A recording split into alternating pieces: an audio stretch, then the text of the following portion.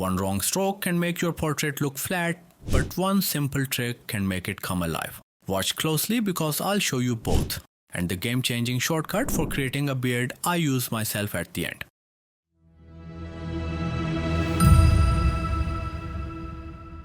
I've already transferred the outline onto the paper, so we can jump straight into shading. If you want the full step-by-step outlining process, check the link in the description. Let's start with the hair portion, and first comes the 3D base, which is like laying the foundation of a house before adding windows and doors. Take your 8B pencil and flick along the flow of each hair cluster, pressing harder where you need depth and easing up for lighter tones. Mix short and long strokes so the hair doesn't look like straight spaghetti dumped on the page. Always follow the curve of the head so the shading wraps around it, and keep checking your outline like a GPS so you don't get lost. Now it's time for the highlight, the part that makes flat hair suddenly glow. Grab your mono zero eraser and flick clean strokes along the clusters like you're pulling light through the strands. Think of each highlight as a little flashlight beam cutting across the darkness. Just don't overdo it, or the hair will start looking like a plastic wig under stage lights. Keep the randomness, clean your eraser often, and let some strands shine brighter than others to keep it natural. Now here's where we sharpen things up. Take your B pencil, keep it needle sharp, and trace beside the highlights so they stand out like neon signs at night. Stay sharp. Add a few darker strokes at the roots with your 8B, and watch how instantly the hair gains depth and that lifelike pop. Finally, sprinkle in those stray hairs so the edges don't look like a cardboard cutout. Use confident flicks, not shaky scribbles, and vary their length and pressure just like real hair never behaves. Think of it like seasoning your food too much and you ruin the dish, but just a pinch makes everything perfect. These little details are what break the pattern and bring your hair drawing to life. And if you want to see the full detailed video where I cover nothing but hair detailing from start to finish, stick around until the end where I'll attach the link for you. Alright, let's directly dive into one of the most satisfying parts of the portrait, which is the forehead detailing. Now I know what you're thinking, it's just the forehead. How exciting can it be? But trust me, this step can make or break the realism of your drawing. Always clean up your grid lines. If you don't, they'll sneak back into your future layers like little cracks showing through fresh paint. And trust me, they show up at the worst time, usually after you've spent 3 hours blending and you suddenly spot those little boxes staring back at you. So let's grab a B pencil and begin layering graphite across the forehead. As you are shading, keep the pressure technique in mind. Think of it like adjusting the volume on a speaker. Press harder where you want strong shadows and ease off where you want soft, subtle tones. This little control trick saves you from constantly switching pencils. And once you master it, your speed and confidence shoot up. Once you've got the base layer, you can switch to blending with a large dry brush. After brushing, always glide a tissue across the area for that soft skin-like finish. Now it's time to add depth, and here I am sharing my little secret recipe for creating graphite powder, and in this case I'm using my B pencil. I simply rub my graphite pencil against a scraper, collect the fine dust, and then dip my brush into it. This powder becomes the perfect tool for layering shadows along the hairline and other areas that need more structure. You can use back and forth strokes when you want crisp, defined shadows, and circular motions where you want the tones to blend softly. Now let's talk about highlights and texture. The forehead doesn't have much texture, so use a kneaded eraser shaped into a round tip and dab gently across the area.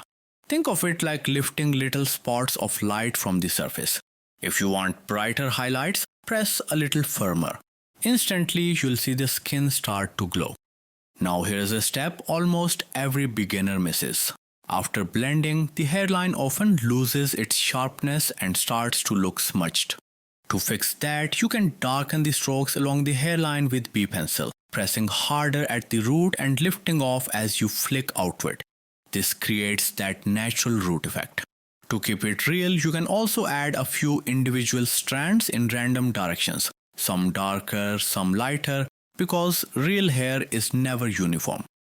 Now we reach the part that makes the portrait feel alive, and that is the detailing of the features. These areas carry so much of the expression, so if you can get this right, your portrait will instantly feel more realistic. By the way, if you're a complete beginner and you keep throwing away your drawings because you feel like you just can't draw, it's not your fault. You just don't know the basics yet. And that's exactly why I made this full course, to help you go from shaky lines to realistic drawings step by step. It covers everything from basic lessons to advanced techniques, tips and tricks, all structured in a clear step-by-step format, so you don't have to guess your way through it. Thousands of students are already learning and growing through the course, and it's currently one of the top-rated drawing courses on Udemy.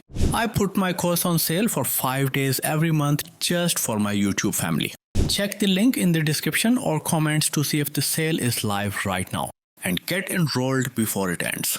So let's start building the base. Pick up your B pencil, but here's a trick. Don't keep the tip needle sharp. Instead, round it slightly so you get softer shading. Think of it like writing with the side of a chalk stick instead of the edge. It helps you avoid those scratchy pencil marks. Begin shading the areas that naturally have more depth. You can press harder where you see shadows and gradually reduce the pressure as you move into the lighter areas. The shifting of pressure is like using a dimmer switch on a light. You control how bright or dark the tones are, all with a single pencil.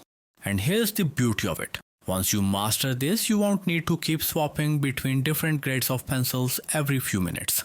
If some areas still look dull, you can switch to 8B pencil and lightly shade them to add more depth. Now it's time to blend.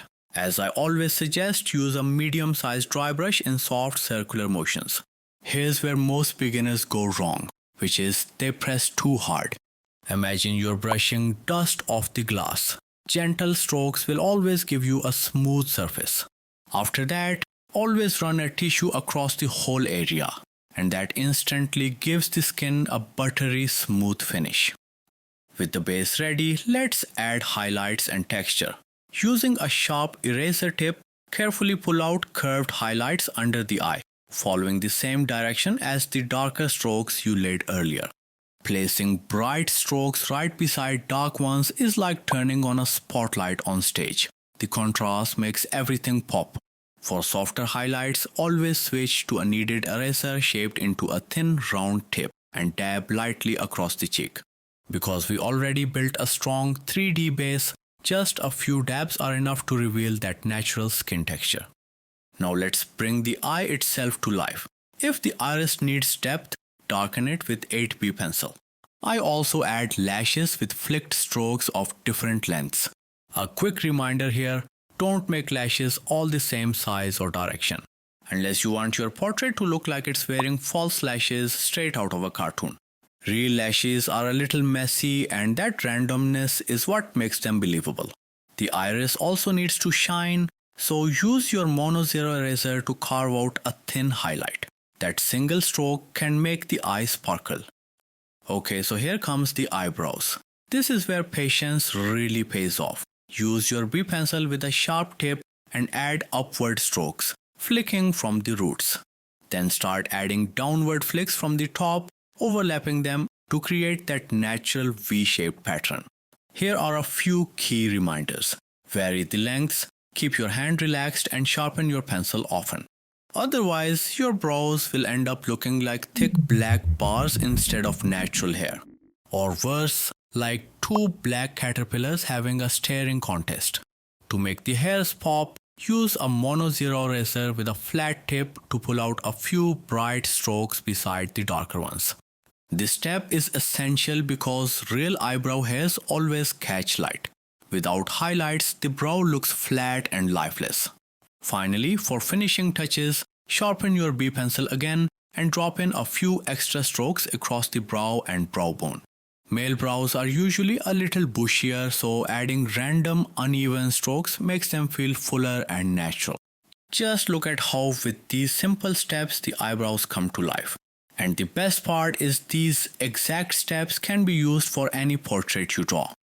Now this is the stage where the portrait really begins to take on life, because the nose is what gives structure and dimension to the whole face.